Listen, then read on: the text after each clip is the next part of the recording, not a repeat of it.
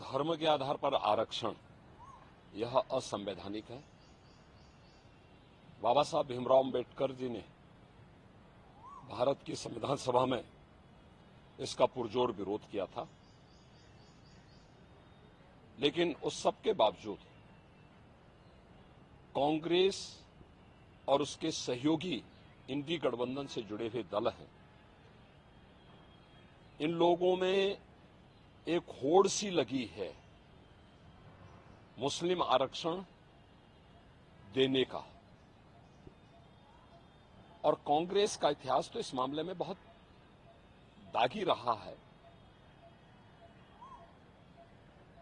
2006 में justice Ranganath Mishra committee गठित करके कांग्रेस ने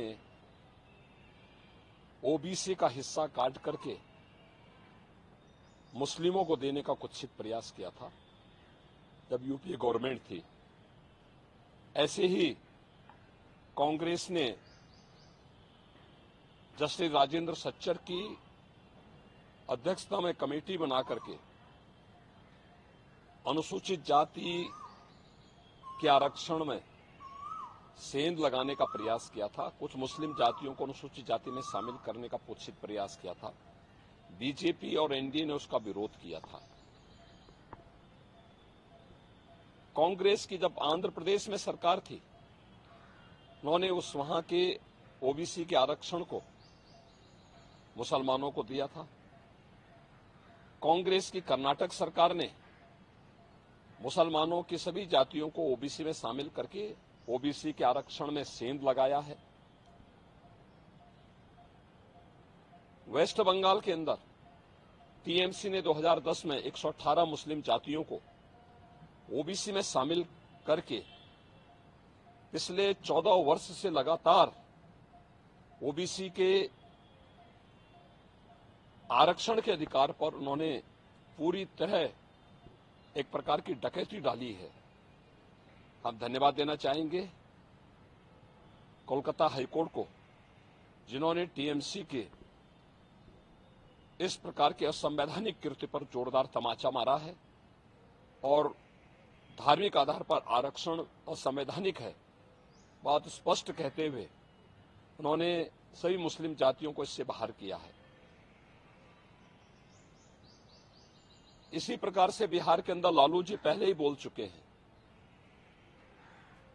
कि मुसलमानों को, सभी मुसलमानों को आरक्षण मिलना चाहिए। इसका मतलब आरक्षण कहां से मिलेगा? ये आरक्षण यही ओबीसी और एससी एसटी का आरक्षण में से ये बांट करके मुसलमानों को देना चाहते हैं। और समाजवादी पार्टी तो अपने जन्मजात हिंदू विरोध, अनुसूचित जाति, जनजाति और पिछड़ी जाति के विरोध का नाम ही इन्होंने बना दिया, उसका पर्याय ही बना दिया है। चाहे वह राम जन्मभूमि का विरोध रहा हो, राम भक्तों पर गोली चलाने का रहा हो, या फिर 2012 और 2014 के अपने इलेक्शन मैनिफेस्टो में समाजवादी पार्टी ने मुस्लिमों को आरक्षण देने की वकालत की थी और यहां तक इन्होंने शरारत की थी कि तुष्टीकरण की हद पार करते हुए उत्तर प्रदेश के अंदर, उत्तर प्रदेश की उस समय की 20 करोड़ की आबादी की सुरक्षा के साथ खिलवाड़ करते हुए पीएससी की 54 कंपनियों को इन्होंने समाप्त किया था। और उस समय इन्होंने पीएससी की भर्ती जो निकाली थी उसमें इन्होंने प्रयास किया था कि 15% मुस्लिम आरक्षण हो। माननीय न्यायालय को हस्तक्षेप करना पड़ा था। ये जो होड़ है एक खतरनाक होड़ है। बाबा साहब भीमराव अम्बेडकर ने विरोध किया था इसका, मुस्लिम आरक्षण का, क्योंकि देश धर्म के आधार पर विभाजित हुआ था और उन्होंने कहा था कि धर्म के आधार पर कोई भी आरक्षण देश के अंदर नहीं होना चाहिए। अनुसूचित जाति, जनजाति को आरक्षण भारत के संविधान के द्वारा दिया गया है। मंडल कमीशन की सिफारिशों के आधार पर ओबीसी को आरक्षण का लाभ दिया गया है।